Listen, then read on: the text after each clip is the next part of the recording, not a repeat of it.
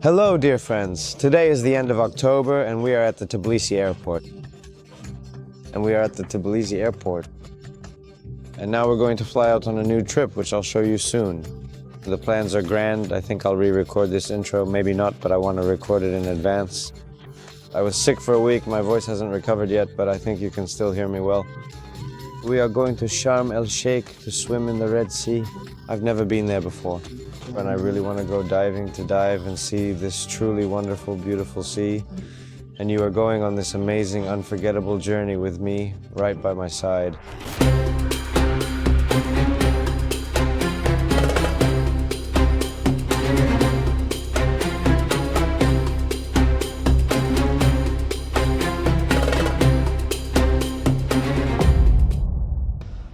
Well, hello, dear friends.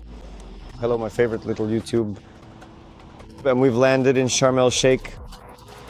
We are at the airport now, straight from the plane to the party, so to speak, waiting for a taxi. We downloaded InDrive. For those who don't know, Uber doesn't work here, but InDrive does. I've already called a taxi. The local hustlers at the airport offer a ride for $25. On InDrive, it was only $7. Also, a second story, I advise you to exchange some money right at the airport. Because if you leave, they won't let you back in. Because there's a huge queue, and you have to go through all the checks again and so on. So I didn't go. I hope we can exchange currency on the way. And we are waiting for a taxi. And we'll slowly start heading towards the hotel. So we didn't end up waiting for the InDrive. And we got a taxi right at the airport. Something that's probably important to know is that they don't really like old bucks. They like the new blue ones. So when you bring cash with you, keep that in mind. I'd actually heard about it, but I didn't pay much attention. And in general, I exchanged the money quite late. So when you go to Egypt, be sure to bring new, crisp blue dollar bills with you, as these are preferred for exchanging money. So overall, the landscapes don't change much. This is pretty much what it looks like. There are deserts, some buildings, gas stations around. I think it will be pretty much the same the whole way. If I see something interesting on the way, I'll turn on the camera and show you. They say that at the very edge of the desert, where golden sand meets the clear sea, there is a city made for relaxation and warmth, Sharm El Sheikh. Once, travelers would simply stop here to wait out the heat. Today, it's one of Egypt's main resorts where the sun shines all year round and the Sinai wind brings a sense of openness and freedom. The Red Sea here is special. It's calm, warm, with coral reefs that look like real underwater gardens. Even a simple swim turns into a small adventure. And in the evening, Sharm comes alive. The lights, the promenade, the music, the streets where Eastern comfort and modern rhythm blend together. Sharm El Sheikh is a place where people come for the sun and the sea, but stay for that quiet, cozy atmosphere of the East.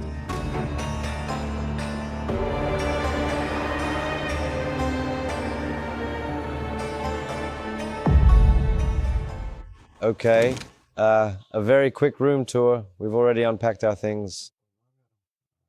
So this is the room. I got an upgraded one. So here's the TV, a desk area, a mirror. And here's the exit to the balcony with a view like this. Well, I think it looks very decent, and the hotel is quite nice. So now we're going to go explore the area, and I'll probably take the camera with me to show you around too. They have some exercise machines here, treadmills, all sorts of weight benches. Lara's over here working out. And tomorrow, our friends are coming, and we'll all be relaxing, having a great time, and enjoying life as a group. So in the evenings, we'll be working.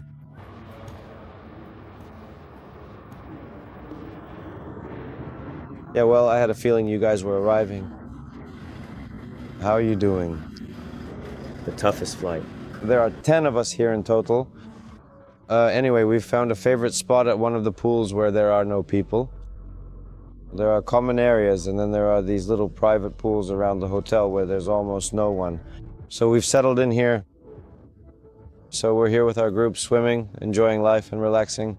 Everything good with you, Igor? Today is the 4th day we've been here, and for the first time we've actually left to go into the city. We're now heading to some cafe called Dasha Family something or other. I suspect it's Russian because the name is in Russian on the maps. So the guys really wanted to eat some normal food, some are tired of the hotel food, and I just wanted to film some more video. So now we'll see what the city looks like, and Sharm El Sheikh from the inside, so to speak. The taxi, by the way, is in drive. We called one. It's pretty convenient, arrives quickly, and costs next to nothing. Overall, it's quite comfortable. The city looks a bit dreary, to be honest.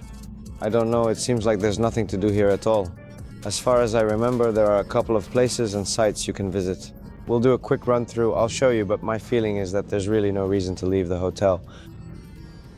Well, honestly, these are basically the kinds of views that you'll typically see here. There's really nothing super amazing or extraordinary that's actually worth, leaving your room for, honestly. Well, it's beautiful in its own way, of course. So we've arrived at the location. This is what it all looks like. Now we're going to look for that cafe. It shows that it's here on the left, but I don't really see it. Maybe we need to go up here, most likely. We were just saying you're always with the camera. I said, imagine how much porn he's filmed. Here, now we're going to eat some normal food.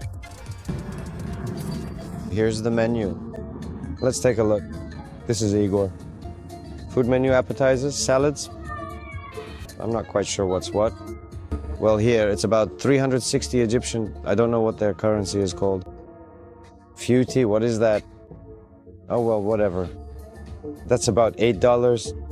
All right, they brought our food. It's pretty tasty. The guys are happy. Well, or maybe it just seems that way after the hotel food. I got myself a mimosa salad. And over there is a Caesar salad, some cocktails, and some other stuff here. Anyway, the place is quite decent. So if you're ever here, remember the name. You can definitely come here and take a break from the hotel food for something more familiar. Today is the 5th day of our TV show. And we went on a tour, rented a yacht, and we're going to go diving, plus we'll stop by some island. We're already on the minibus. And we'll be on the excursion in just a few minutes. I'll check in there, show you the yacht, the equipment, and what it all looks like. Okay, well, we're approaching the yachts. There are quite a few of them here. Everyone is slowly heading for departure. I don't know which one is ours, but we'll see now. All right, we're on board. This is what it looks like, and we're already sailing away. Right into it, so to speak.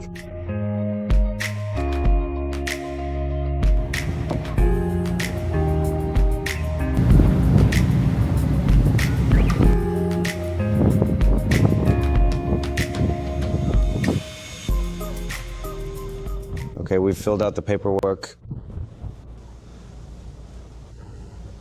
The guys told us that you can't dive without an instructor. It doesn't matter if you have experience or not.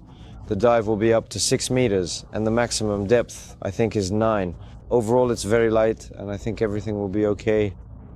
So in, I don't know, maybe just a few more minutes, or perhaps a little longer, we'll finally reach the spot, and well, after that, we'll go for a nice, relaxing swim.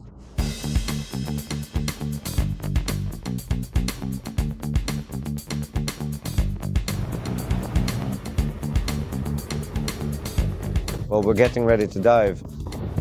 I'm going to dive now. I'll show you what I mean, and then I'll come back out. And if there is Aquas there, then you won't post the episode, right?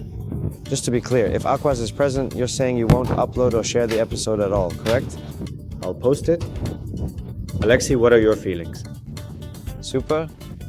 I'm confident in tomorrow. Thanks a lot. Good.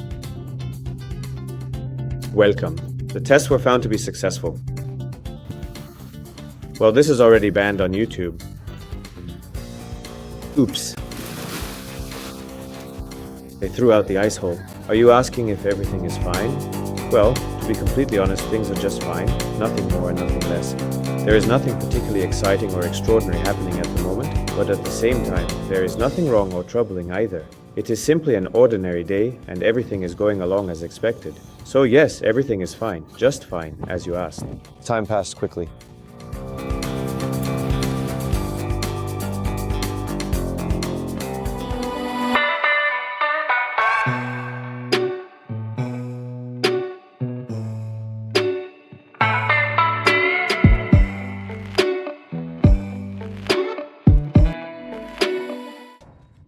So happened that we ended up at the hotel on Halloween, and now I see the guys decorating everything, bringing all sorts of statues. Everything is covered in ghosts. They painted it like a swamp, and that's what they're putting up. Apparently today there will be some kind of program specifically for this day. Did you do all this? Hello? How do you know Russian? Well, from Egypt. Studied here. What languages do you speak? I speak Arabic, English, Russian, Italian. Holy shit. Thank you. I did all this. Very cool. The guys here are so good-natured. So come on over. Today we have a buggy tour planned. And so it happened that my entire group with which we arrived disappeared. But I decided that this was no reason not to film for you how it all happened, and I just went alone. We are already at this point. I've already seen other guys skating, and they promised to give me some cool quad bike, and we would be able to get there faster, more efficiently, and maybe even jump on these local dunes. It's cool here. Local kids walk around and offer all sorts of things like, armbands and so on. The boys are riding camels. Well, the atmosphere as a whole is interesting. Look how beautiful it is here. This thing is called Arafatka. What, do you think I should have put on glasses first? Fine, they'll get me ready now and we'll hit the road. Well, that's it.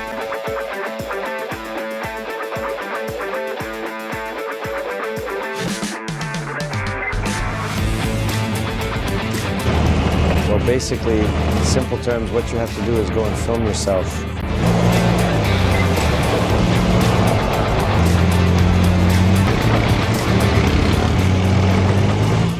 Face is full of sand. We've arrived at the first location, or the last, I don't know. So, it's called the Bedouin village. I don't really know anything about it because I haven't read anything. But people come here for excursions and see a minimalist Cairo, as I understand it. There are such buildings. Of course, it's all modern. I think it's for tourist spots and so on. This isn't Cairo where they've preserved the old sites. I think this was all just built by people, just like this area. This is our guide for today. I accidentally got a private tour, and maybe you can tell us where we're going now. We are heading to a location called the Valley of Antiquities. This is, let's say, a demo version or a replica of the most famous Egyptian landmarks, such as the iconic pyramids, of course, the famous Sphinx, the Grand Karnak Temple in Luxor, and the impressive Abu Simbel Temple in Aswan. So this is more of a location, created for tourists who don't want to spend a long time traveling to Cairo, but at the same time want to treat their children to the pyramids. I see. By the way, how long does it take to get from Sharm El Sheikh to Cairo? If by bus, then about 8 hours. So this area we've come to, is it always this empty, or did we just get lucky today? Most often tourists come here during the day, again with children, because during the day there is light, the sun is shining, and accordingly everything is visible. In the evening, as a rule, we are already finishing the safari. That is, at this time the guys are already finishing their rides and heading for an evening dinner with the Bedouins, where we accordingly will also go a little later. Here, as I said, there are many copies of these landmarks. This in front of you is the entrance to the Karnak Temple, which is located in Luxor. On this side is the Abu Simbel Temple, which is in Aswan. And this temple is interesting because they moved it. That is, there is a huge territory, huge blocks, and over time it began to go underwater. And accordingly, so as not to lose such a temple, the Egyptian authorities decided to move it. That is literally about 300, 400 meters, I can't tell you exactly. But they took this whole huge thing and moved it from one place to another. And here it turns out are the pyramids, as I said, mini pyramids, and over there in the distance is the Sphinx. By the way, this is my first time here at night and it's quite beautiful. Yeah. I don't regret at all that I decided to go alone after all. I remind you that all my friends bailed, although we had a whole tour booked for 10 people, but, well, it is what it is, nothing critical for sure. It's really beautiful here at night, I like it, they did a great job. Actually, this is pretty much how I imagined Egypt, all dusty, sandy, and poor, by the way. We've reached the second spot. This is where the main, as I understand it, event takes place, right? They bring tourists here to see some kind of evening show with belly dancing, dinner, and so on. I don't know for sure yet if I'll be staying for dinner, but let's go ahead and take a look to see what's happening, what's going on, and what everything looks like over there.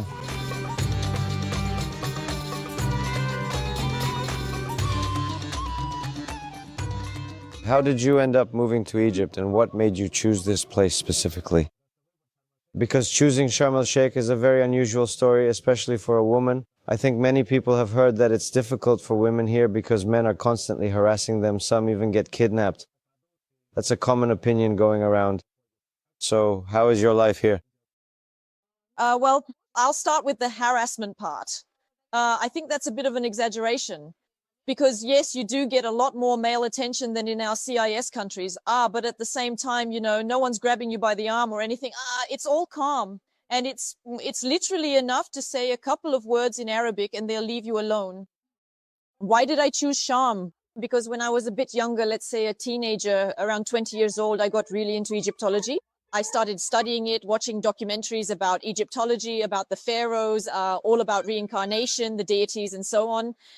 And it just drew me in so much that at one point I was literally falling asleep to these films and I'd have dreams about mummies and all that stuff. So at one point I just decided, that's it, I have to go to Egypt. I came here and spent 6 days as a tourist. In those 6 days, I visited Cairo, Luxor, and walked around here. So it was a very, very active vacation. And after I got back home, I fell into a depression because it's a gray city. I lived in a small city in Kazakhstan. What city? Ust-Kamenogorsk. I know it, yeah. Right, that's eastern Kazakhstan.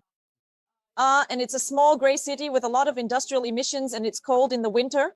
And I was just, sitting there. And at one point I realized I didn't want to live like that anymore, that I had to change something.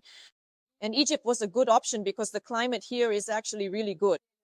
Because I've heard from other people many times that, for example, in other countries, there are either problems with visas, or it's too expensive, or the climate is too humid. But here the temperature is stable year round and the sea is so beautiful. The Red Sea is the most beautiful. And so just like that, I decided to stay here, and I'm still here. So what language do they speak here? Arabic? It's Arabic, yes, but they have their own Egyptian dialect. So a lot of the words are similar, but they're a little different. Are you learning it?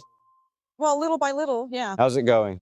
It's not like I'm sitting down with a book. That's really hard. I just pick it up from talking at work with friends, with people I know. For example, I'll call a friend and ask, how do you say this in Arabic? How do you say that? And they gradually teach me.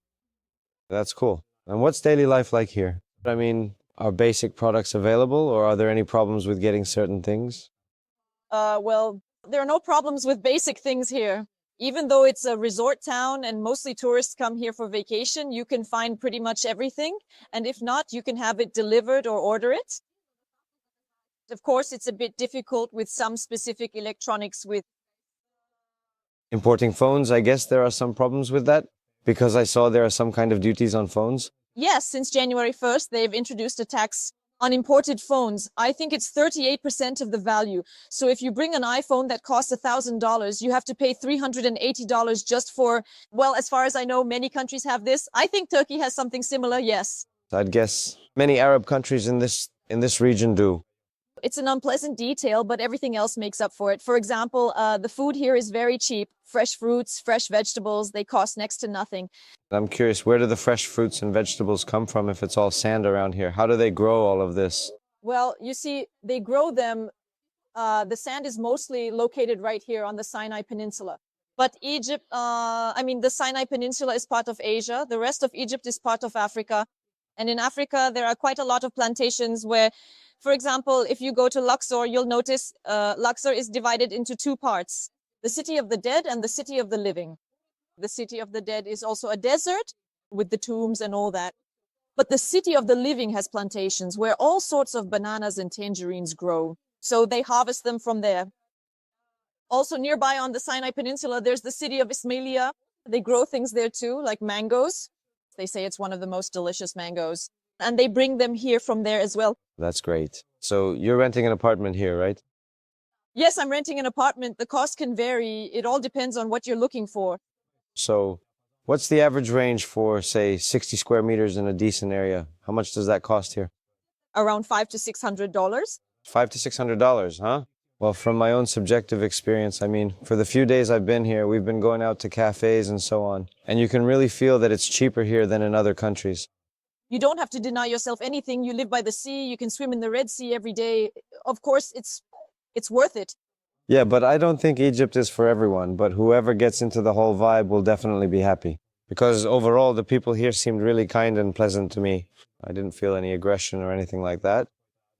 I heard about this problem maybe 6 years ago, that men were really aggressive towards women and so on. But now, as I understand it, things have gotten much better. So you don't just take people around Sharm El Sheikh, you also take them to Cairo and other places. Tell us a bit more, where can you take people? Yes, so we organize both group excursions to Cairo and Luxor, as well as individual tours to the same cities.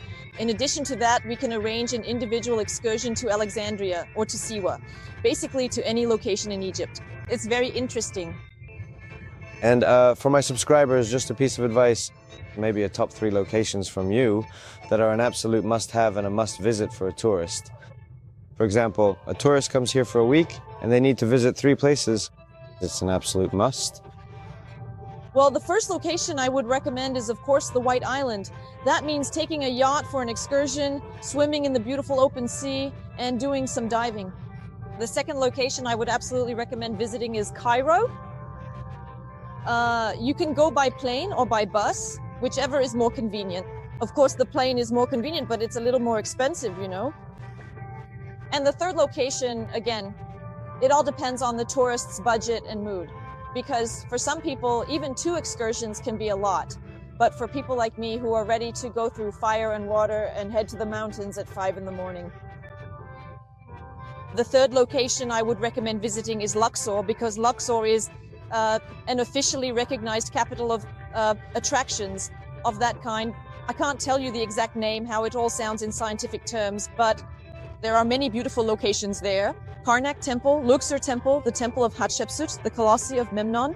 I mean, these are locations that you can't find anywhere else in the world. You just walk and it's breathtaking. Starting from the Valley of the Kings, that is where the tombs are located. So I highly recommend Luxor. And here we also have a camel symbolically passing by in the background. The lighting is a bit poor, but that's okay. What do I want to tell you? Travel, my friends. I'll leave the links to the company that you can reliably travel with to all these locations in the description. This isn't an ad, it's a recommendation. Unfortunately, I don't have ads on my blog yet, so feel free to use it and come to Egypt, to Sharm El Sheikh. They'll be waiting for you here and we'll give you the best welcome. Today is the final day of our stay in the beautiful and vibrant Sharm El Sheikh in Egypt. And we've made it. We're heading to the old town just to see what's here and to show you around. Overall, it's a street like this with all sorts of little shops, tourist attractions, a bunch of signs and merchants. I think we're probably going to get pestered with all sorts of great offers to buy something, but that's okay. I think we'll survive. This is not camel poop, it's delicious tea. An interesting sign. There are actually quite a lot of interesting places and buildings here to explore in Sharm El Sheikh itself. Well, most people come here specifically for a hotel vacation. It's the relaxed pace of life of a typical tourist town. People are minding their own business, walking around, working. No one even wants to bother us to offer to buy some tea or something else. Here we have a mosque. On every corner there's a bunch of all sorts of stuff. I don't think we need anything here. It looks very beautiful, actually. The building is really impressive, solid. The architecture is quite interesting, not typical. I haven't been to any Arab countries before. Well, if you can consider Turkey an Arab country, which it probably isn't. For me, overall, this is something new. It looks cool. What surprises me more is that everywhere you go, people speak Russian and at a pretty good level. And all the signs basically are also in Russian. I don't know what it's like in Turkey now, but even 5 years ago, Russian wasn't spoken everywhere in Turkey, and not everyone spoke it. Yes, most people there understand some of it, but not like here. Here, literally everyone knows the language, which is really strange. And that's all, friends. Our journey has come to an end. I sincerely hope you enjoyed this story about the beautiful destination of Sharm El Sheikh, and I would be very grateful if you could please hit the like button, ring the bell, write a comment, and tell me what you liked and what you perhaps didn't. We will see each other again on a new journey. There is still a lot of interesting and exciting stuff to come.